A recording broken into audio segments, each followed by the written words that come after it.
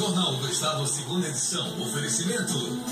Cartão Petrox. Faça o seu agora. Acesse petrox.com.br.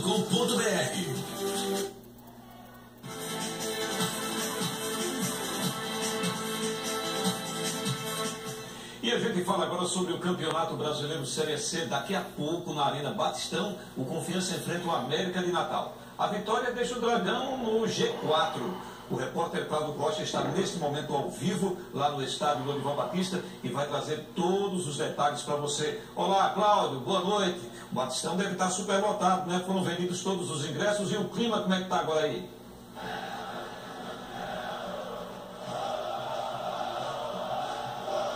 É sim, Gilvan, boa noite para você, boa noite a todos. Olha, o Batistão está muito bonito. Segundo a diretoria, todos os 15 mil ingressos foram vendidos. Inclusive, eu vou pedir ao nosso cinegrafista Augusto Beca para dar um passeio aqui pela arena, mostrando a festa da torcida do Confiança. E a situação é a seguinte: o Confiança é o 5º colocado do Grupo A com 25 pontos.